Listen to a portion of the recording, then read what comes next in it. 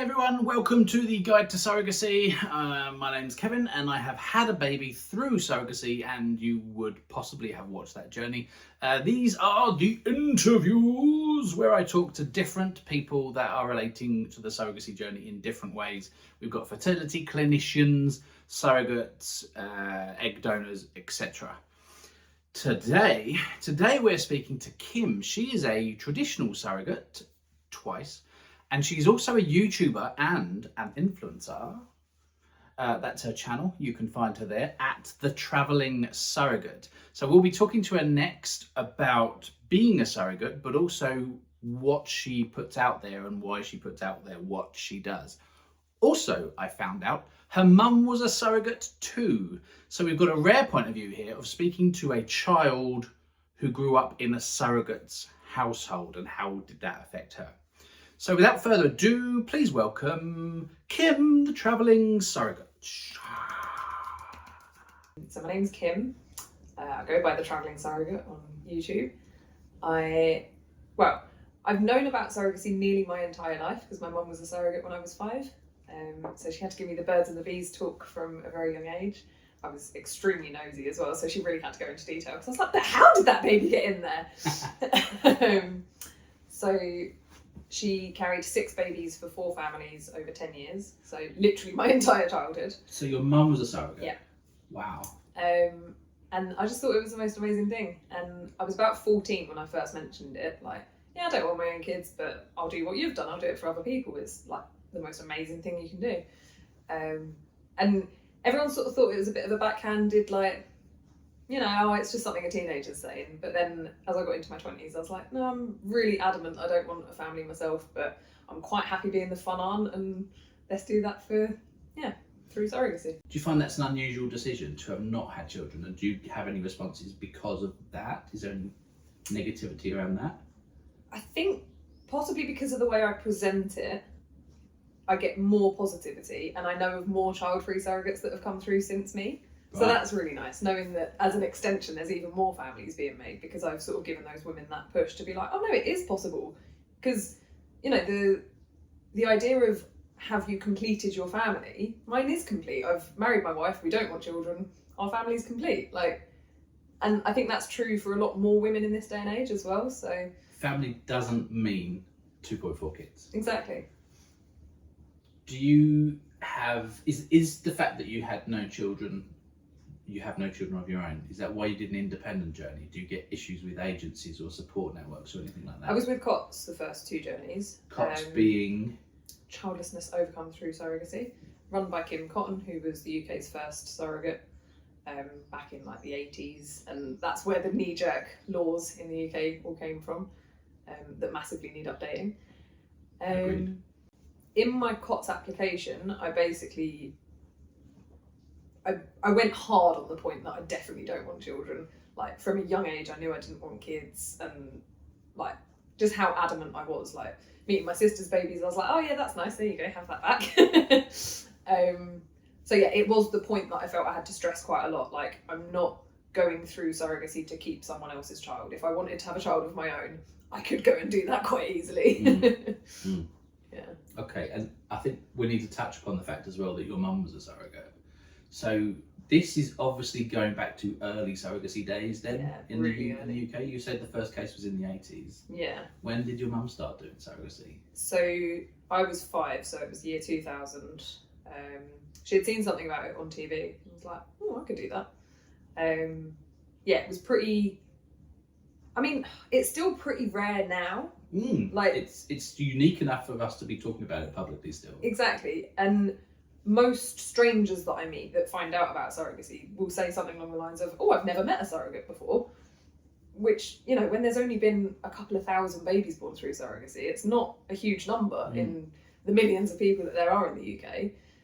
So in the early 2000s, it was extremely rare. Like, people hadn't even heard of it in a lot of cases. It wasn't until sort of Phoebe from Friends and those sorts of TV shows started covering things that people understood a little bit more. And Phoebe from Friends, I covered this in an earlier video actually, but that was probably the first positive surrogacy fictionalized story, because a lot of them was, she's going to steal the baby. Yeah.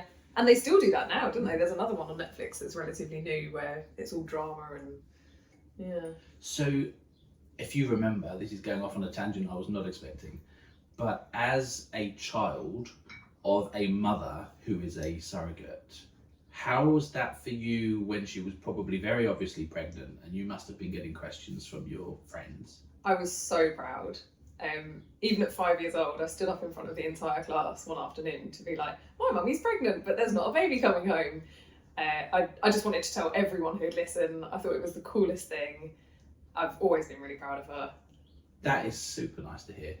It's one of the go-tos, isn't it, for the anti-surrogacy lot? Is it's cruel for the kids, and that's anyone that actually knows. It's the opposite from the truth. Yeah. That's so nice to hear. Yeah, and also like it exposed me to so many more families and so many different ways of living as well. So one of the later couples that she, like the last couple that she carried for, were a Jewish family. So seeing like a quite religious family and being invited into their home and eating like her home cooked food, and she was really highly educated. She had a degree in biology and chemistry. So she like helped tutor me through my GCSEs and my A levels, which is something that we never would have been able to afford, like private tuition. But it was just this beautiful relationship where she wanted to give our family something back after my mum had built their family.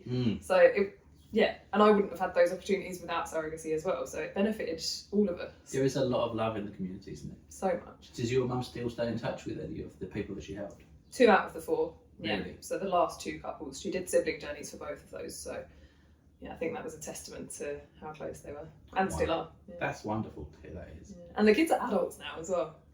And this It's is the other thing that I'm finding interesting now, is that they're getting adult children through surrogacy to now start almost not fending for themselves, but defending themselves in these arguments. So when you decided that you were going to be a surrogate yourself, was it a surprise to anyone? I don't think so. I'd mentioned it to a lot of people, and the only person who gave a little bit of pushback was one of my half sisters. She was like, yeah, just give it a couple more years, because I was 21. She was like, just, see how you get on, because you're still very young. And I was like, all right, there's no rush. So I did wait a couple more years, and I was like, I haven't changed my mind in the slightest. But I think it was quite sensible advice. But yeah, literally no one was surprised.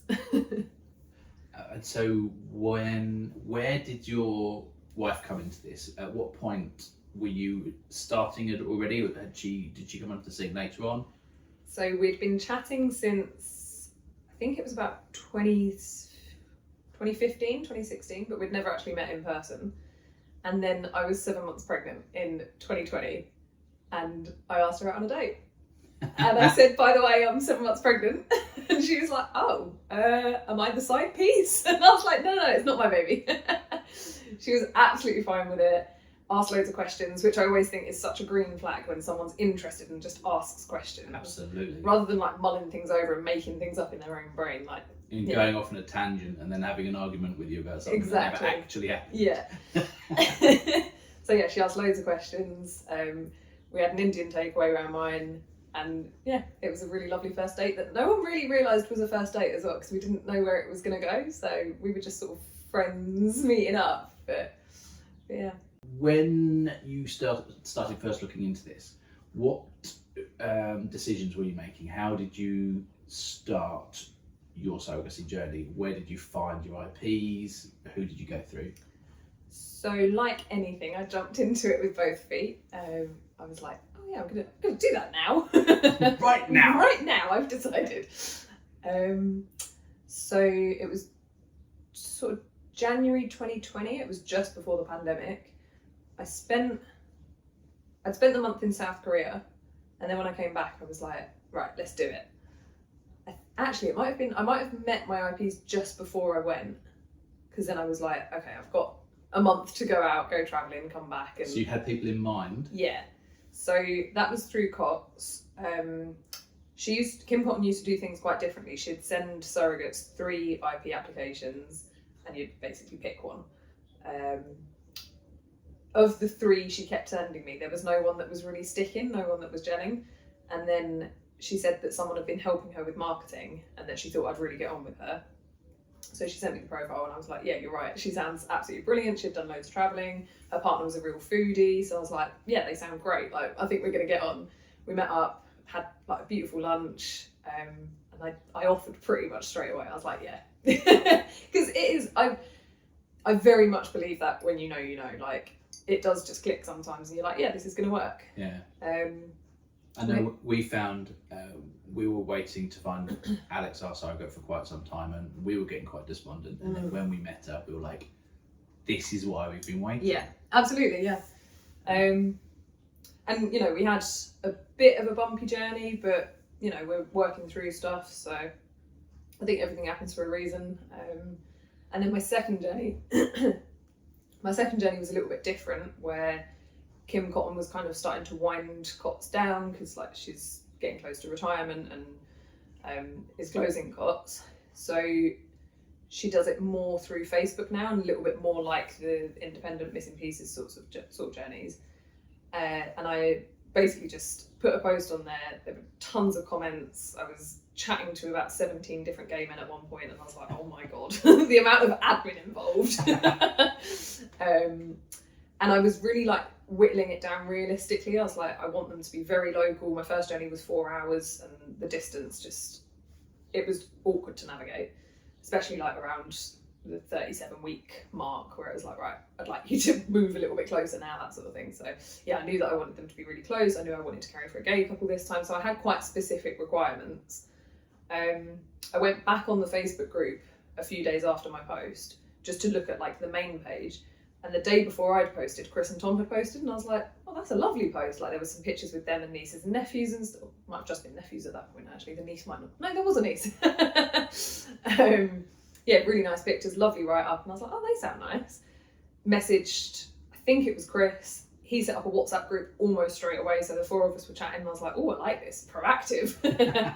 And yeah, we met up and 4 hours went like that, and again, I offered pretty quick. I mean, they're good guys. I like Chris and Tom. Yeah. So you've done 2 journeys, and you are a traditional surrogate. So there's no fertility clinics involved, anything like that. How does traditional surrogacy work? Is it literally a turkey baster?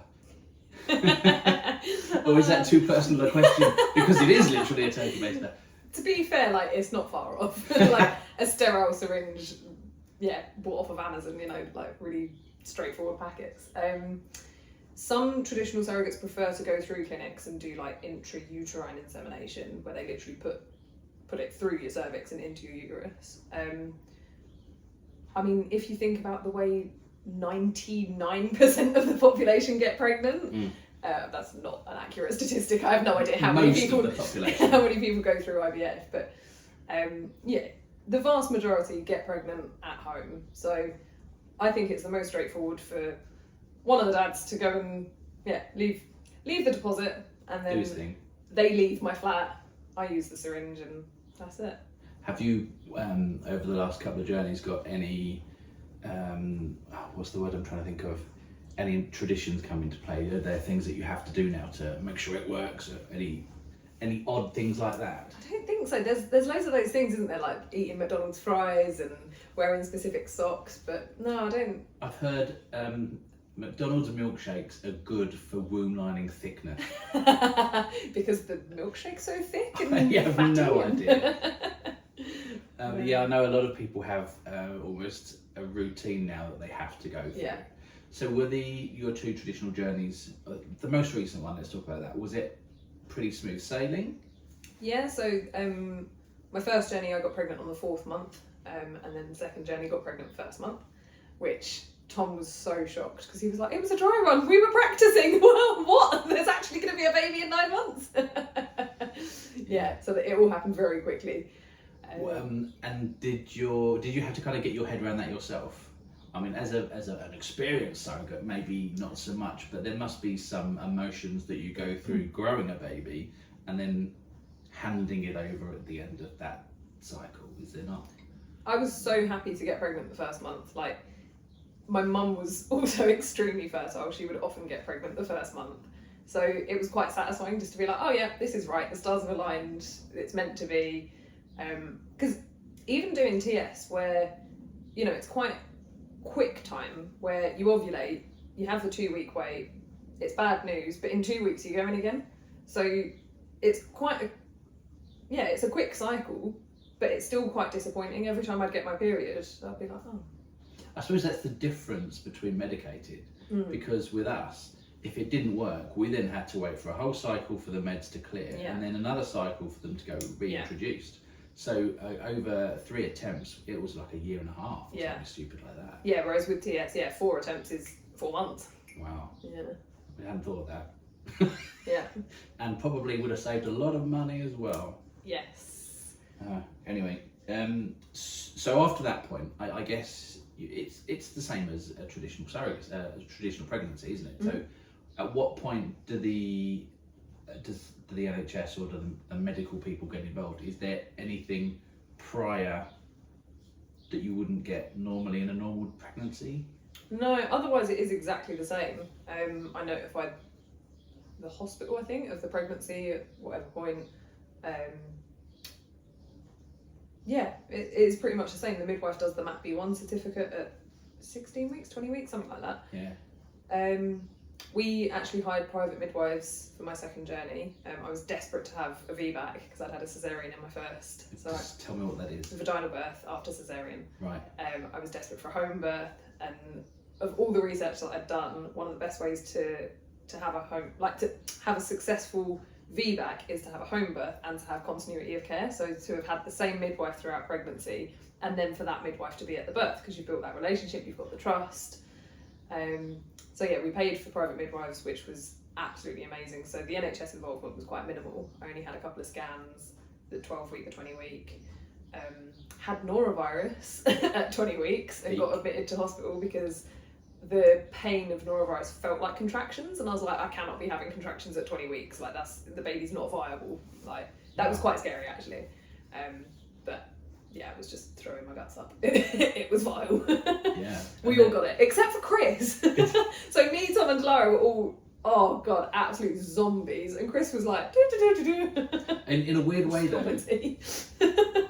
A weird way though, I would have thought that when Tom started throwing up, it was probably a relief because it wasn't just. I was like, oh, it's something contagious, fantastic. Contractions aren't contagious, good. Yeah, that must have been terrifying for them as well. Oh yeah, definitely. It's the whole helplessness, and to be fair to any dads in a traditional relationship, I guess it's that whole we can't do anything to help our loved ones here.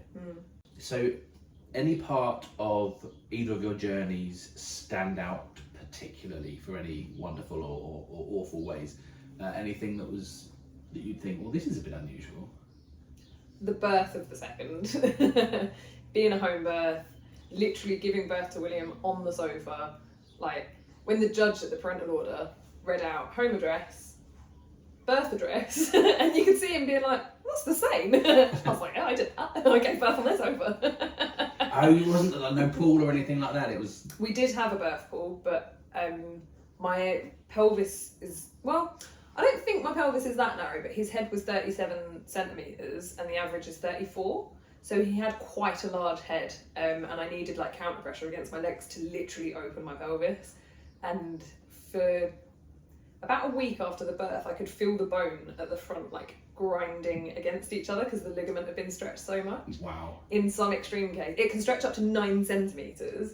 In some extreme cases, it can snap. And I was like, how will I know if it snapped? And she's like, give it about 6 weeks. And I was like, 6 weeks? But after a week, it started getting better. And I was like, thank God. See, the first thing you said, this is probably more about me than anything else. The first thing you said when we had the babe on the sofa was the dry cleaning bowl. We had so many towels and stuff down. I didn't spill a drop of anything. Didn't spill a drop of baby, not a drop of blood.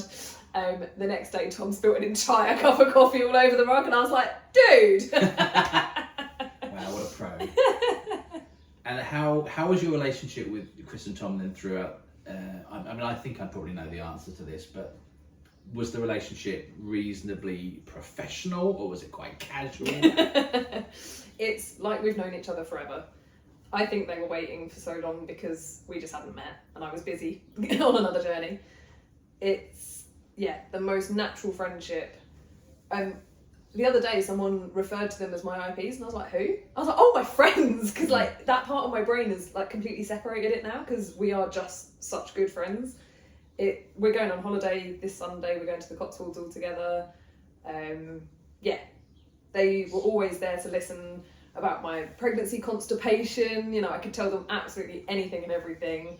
Tom would then cook up as many vegetables as he could find in the fridge to try and help. Yeah, it was, and still is, absolutely perfect. Yeah, they're good guys. Did you have to come up with any rules or boundaries at the start of your journey? I guess what I'm trying to say is with my journey, there's a surrogacy agreement in place, which SUK organised. Yeah. So is there anything formal agreed in advance just to kind of protect you, to protect them, or was it literally just let's just see what happens? So COTS is the same, and there was a surrogacy agreement. Goes through quite a lot of, I would say, almost that professional side where you're like, okay, whose decision would it be to terminate in such and such a circumstance, and like having to have those really difficult conversations early on, which I think is really important to make sure you're all on the same page and that you don't have a huge blow up argument at 6 weeks pregnant, you know, when hormones are high and the surrogate's feeling sick and really tired and then has a horrible decision to make. You know, I think it is, as much as those things are rare, it can happen. So I think it's really important to have those conversations, and that's why agreements are so important. I think particularly with traditional surrogacy as well, because we've not got that clinic involvement, we've not got those implications counselling sessions, we've got to do that ourselves and make sure that we are all on the same page. Did you have to get any counsellors or anything involved? Because I know our clinic gave us implication counselling. We had counselling sessions through COTS. They had an in-house counsellor, or a counsellor that they used regularly. So yeah, fairly straightforward and part of the process of sort of joining the agency and making sure it's all official. How involved are you with William's life? I'd say pretty involved. Me and Delara are definitely his aunties.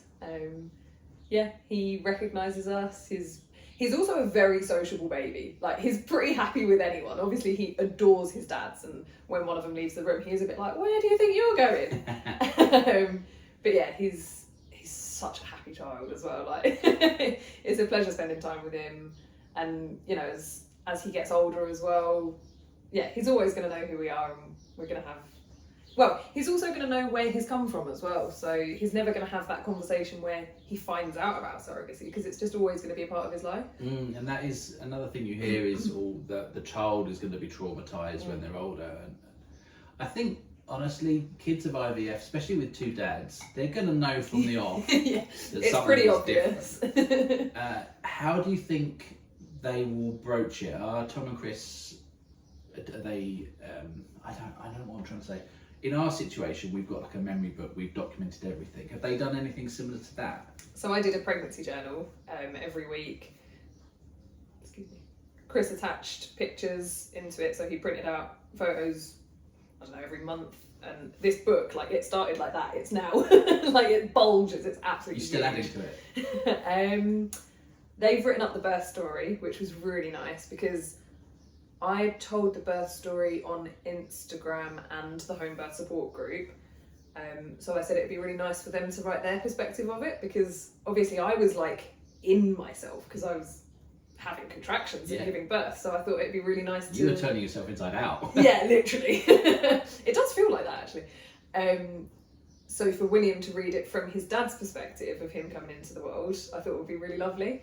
So yeah, we've all contributed to this book, and it just sits on a bookshelf sort of next to the TV, so like anyone can grab it at any point, and it's starting to get used as well. Like, there's a stain on it, and like there's a dog-eared page. Do you know what I mean? Like, it's a living thing. It's really nice. So yeah, he's never gonna suddenly be like, oh my god, you gave birth to me. Like, it's just gonna be one of those conversations.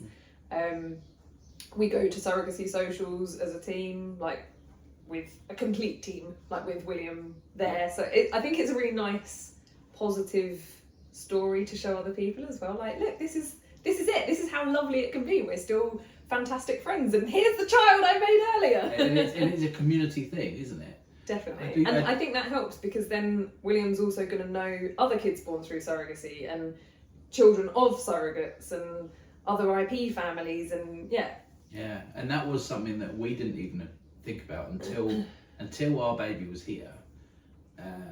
We suddenly thought, oh, okay, now she's got peers, she's got people around her that will grow up with her, and that's why I think it's important to stay involved in that kind of community to a certain extent, as much as you can.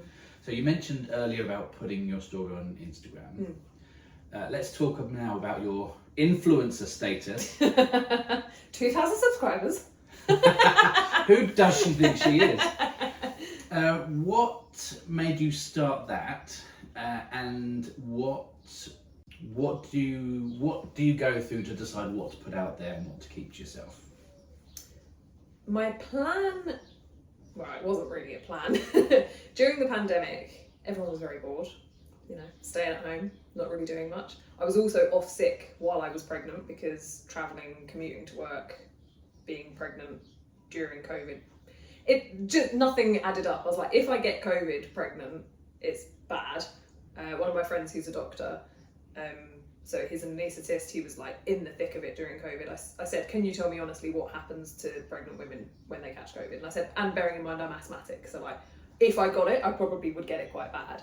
And he was like, we'd just do a cesarean, no matter how many weeks you are, because we'd try and save your life. And that would involve putting you in the prone position, you'd be on your belly, so we'd have to get baby out. If they're past viability, we'd try and keep them alive. If they're not, wow. Yeah. So I very much stayed at home. My nan and granddad, they self-isolated as well. They didn't go anywhere for months. So we kind of created our own little bubble, but they were the only people I saw for a really long time.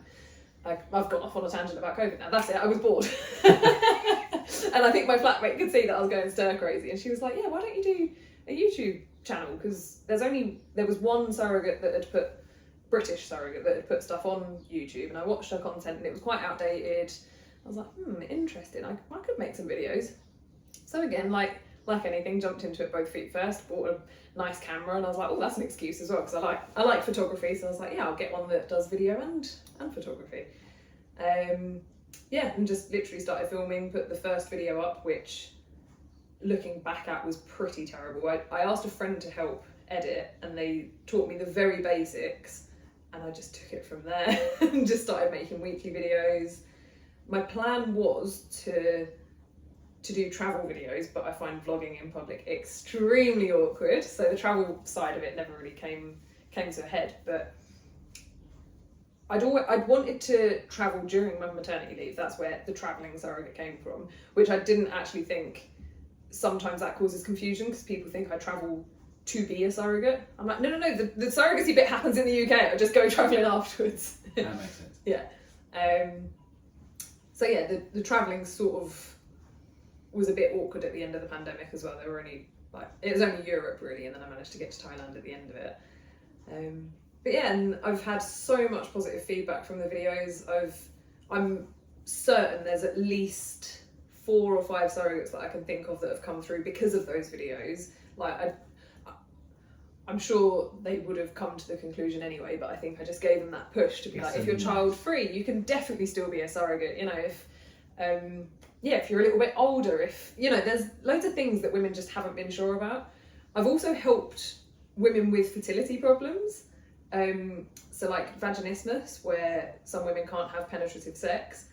I've taught them how to artificially inseminate and like what to do. And then they've sent me a baby picture a year later and I was like, oh my God, I've just helped another family. Like, it's the best feeling. Isn't it? It really is. I had my first comments yesterday from surrogates wanting to know more. Yeah. And like, yes, this is what I'm here Yeah, exactly. Yeah. Because it only takes, one person to send that video to one person who goes, oh yeah, I could do that.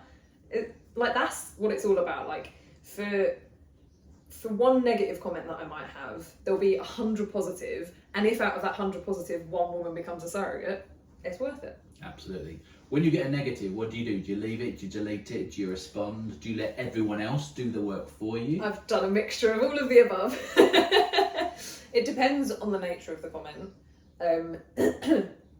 If it's anything that would be detrimental to a child born through surrogacy, off. If it's anything about me, I'm quite happy to fight that and be like, no, I haven't been, I can't think of the word. Exploited? Thank you. I've not been exploited. I've very much done this of my own accord. Like, if you met me, I think you'd be pretty sure I've not been exploited. I'm trying to think. There was one where all of my friends jumped on it. I went on the Should I Delete That podcast with Em Clarkson and Alex Light, which was fantastic. I was 3 weeks postpartum. And there was one comment there who they were saying that surrogacy is exploiting women, and it was kind of the feminist angle where it was like, you can't truly be deciding to be a surrogate because of XYZ. I don't know, it didn't even make sense. Women were commenting and replying to this comment, and she was then blocking the women so that they couldn't see the post anymore, and I was posting it on my story, so all of my surrogate friends were jumping on it as well, and I was like, you're literally not giving surrogates a voice, and you claim to be a feminist. Like, you just want to silence anyone who doesn't have the same opinion as you. Wow. There is a little bit of being a show-off involved in running your own channel. Yeah. But at the same time, when there is no information out there on something which you're passionate about, you do genuinely want to help people as well. Definitely. And I think with publicity in other ways, like through newspapers, magazines, they've always got an angle, and there'll always be a stupid headline. One of my friends was in some magazine where they said the headline was, what was it? I married my wife while she was pregnant with another man's baby. Like, what is the need for that stupid clickbait headline? Like, and I think that's why it's nice making your own content, because you can frame it positively and put it out there how you want it to be received. Is there a pressure to frame it in a certain way? Do you ever kind of think, well, maybe I won't include that bit? I think sometimes the surrogacy world can be a little bit sunshine and rainbows. And I think it's important to show both sides, that there can be difficult things, but equally, you've got to think of the kids being born through surrogacy, and that they will have access. Once something's on the internet, it's on there forever. So I don't want to promote any negativity, and certainly don't want to be a platform for that. So yeah, I think navigating that can be a little bit tricky, finding that balance. Yeah, you want to show vulnerability, and you want to show that it doesn't always work first time necessarily, but you don't want anyone to see what you may be having to deal with that isn't fair and isn't right. Yeah. You want to kind of curate a positive journey out of it. Yeah. What kind of thing would you decide not to post? Is there some stuff that you think is too private, or I know a couple of the things you put out is TMI, like you're all about too much information. Is there anything that you would think that we'll leave off and we'll just talk about something else? So I have a video of William's head coming out of my vagina. Like, it is full frontal, right there, everything's on show. It's such a powerful video as well, because like, I roared that baby into the world. He had a massive head, and I love it. I watch it occasionally just because I'm like, oh my god, I did that. And I've been this close to posting it so many times, because there's the home birth support group where there's quite often these really like fluffy, I breathed the baby into the world, like, that kind of annoy me, because I'm like, it's not always like that. Like, and I want to show the opposite, where it's like, this was really hard. This was the hardest thing I've ever done, and maybe I'll just cut my head out or something. I don't know. You could censor little bits of it. And I mean, I posted a photo that I like pixelated, but you can still see the essence. And also, like, I think my mum's just given me such positive body confidence about myself that I'm like, it doesn't normally look like that, so I don't really care. Like, there's not normally a head like right there swelling everything up. So basically, I don't think anything's really off the cards for me. I'm such an open person, and I've always had this thought: if what I do or what I wear or what I say or whatever helps one woman, and I do specifically think woman, I don't know why, then I'm happy to do it. Like, if that means me wearing a bikini and I've got my stretch marks all on show, and that helps one woman on the beach go, I'm gonna wear a bikini next time, sod it.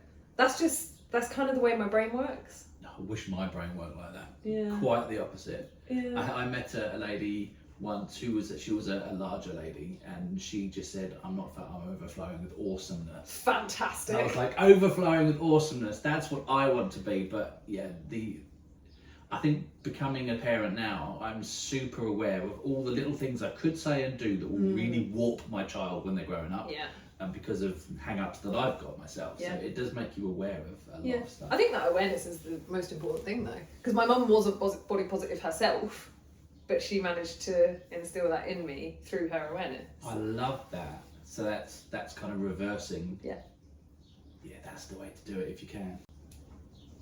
So I've had a few negative comments and things that I hear, and there's a lot of worry about the surrogate. We've talked about exploitation, taking part in the slave trade, things like that I get hold of. And also, you're buying a baby and it's very transactional. In America, I can kind of see that. But over here, could you give me any information on the millions of pounds that you might have made through surrogacy, and what did you do with your dosh? Oh, I wish. I bought a private yacht. No, it's definitely not exploitative in the UK. I think international surrogacy can be, particularly when you're involving women from poorer countries who possibly are doing it out of financial need. And that's why I'm such an advocate for surrogacy in the UK, because the only way to avoid people going abroad is to make sure it's safe here and available here. In America, I think that's a completely different kettle of fish, where I do believe the feminist argument of a woman should be reimbursed and paid for work, essentially. Carrying a baby is not easy. And I don't think payment detracts from what can be a really positive, altruistic thing to do. It's a very fine line, and it can become transactional quite easily. And that's why the relationship is so important, and that friendship has to be there first. But then I also think, at what point does that become exploitative of the IPs? Expecting normal people to have $100,000, like, that's not feasible. So I think the UK's got the balance pretty good. The same as Canada, actually. The fact that it is altruistic, that you want to do it out of the kindness of your heart, whether you've enjoyed pregnancy, whether you love birth, whether you've not had a baby and want to experience that and don't want a child. I think it's a very valid way for people to create families. And yeah, money comes and goes. That's not, I don't think that's why anyone does it, even in America. You have to have that desire to help someone first. And yeah, the expenses in the UK, make sure the surrogate's not out of pocket, and that's it. And that's it. I know India have made international commercial surrogacy illegal. So there's still commercial surrogacy within India, but it has to be Indian IPs and Indian surrogate, which I think is a sensible move. Because there was a time where British, American, European people were going to India and not spending a lot of money, and then is the surrogate actually looked after? It's like a cross between surrogacy and Temu or something. What do you think is the biggest misconception in terms of surrogacy? What do people not understand? That the surrogate might keep the baby. It's thrown around like almost carelessly, like, oh, what if she wants to keep the baby at the end? But that's actually really insulting. Like, first there's the friendship, and you just wouldn't do that to your friends. You wouldn't look after their dog for a couple of months, be like, actually, that's my dog now. I love that analogy. That's terrific. Yeah, so it's really insulting, and it's something that is used so casually. But actually the flip side as well is, what if the IPs don't follow through on their part, and then the surrogate's left with the baby at the end of it? I didn't sign up for that. So that's why it has to be such a good, solid foundation, such a good relationship, way before the baby's even thought about. Yeah, and like I said earlier, if a surrogate wanted a baby, there's a million easier ways to go out and get pregnant than to enter a surrogacy agreement. I think one of the things I hear from women is, oh, I could never do that. And that's fair because not all people could be a surrogate. But I do think that's also the fact that surrogates do this and they don't make money out of it and it is altruistic. It blows people's minds. They can't get their head around it. And I think that's why they assume that there must be some ulterior motive potentially in why it's being done, because not all women could do what you do. Yeah, I get that a lot as well. Like, one of my sisters said, like, oh, I could never do that. And she isn't particularly maternal as well. It wasn't until she was in her 30s that she decided to have kids. And I think, I don't know. People like to try and relate, don't they? They want to put themselves in your shoes. And I don't want to label people though, but I think there's a lot of neurodiversity in surrogacy as well. And I think in the same way that there's a lot of neurodiversity in LGBT communities and LGBTQ plus communities, and it's people living lives that aren't the typical norm, there's that overlap. Because I know a lot of surrogates with autistic or ADHD kids, like a lot more than the general population, and I wonder if there's some kind of correlation, because it's not the norm, but neurodiverse brains are able to go, oh, but it doesn't matter if it's not normal, it's a nice way to help someone build a family. It's a working theory that I have absolutely no evidence. No, that's very interesting actually. That there is literally chemical quirks behind the people that are doing it. Potentially. I went to a retreat in Canada. There were 80 surrogates there. It was absolutely phenomenal. And yeah, there were a lot of quirky people. It was great. Love a quirk. So has carrying 2 babies for other people changed how you view your own body in any way? Or made you think about motherhood in a different way, potentially? It's made me think about parenthood very differently. I take my hat off to parents. It's so hard. Especially like in the early days where I was recovering from birth. I was like, how on earth do women normally then look after a child as well? I have no idea. I couldn't look after myself after a cesarean. I couldn't move. So I really take my hat off to parents. And in terms of my own body, I felt like it was almost like another puberty. Like, I felt like I went from girlhood to womanhood after I'd had my first pregnancy, because like things had changed. Yeah, my boobs are a bit saggier. Yes, I've got stretch marks. Yes, I've got a cesarean scar. But like, again, it's the body positivity thing. I view all these things as a natural part of life that changes, and I love it. I've always embraced it. Would you do it again? Yeah. 100%. What advice would you give someone like me who's got a child through surrogacy on how to talk about how they came to be? How would we talk about the woman that's carried them? I think it should never be a surprise, and it should never be, boom, this conversation in your face. It should always be something that they've just kind of known because it's talked about. There's loads of really good books. So there's like sort of bedtime stories that,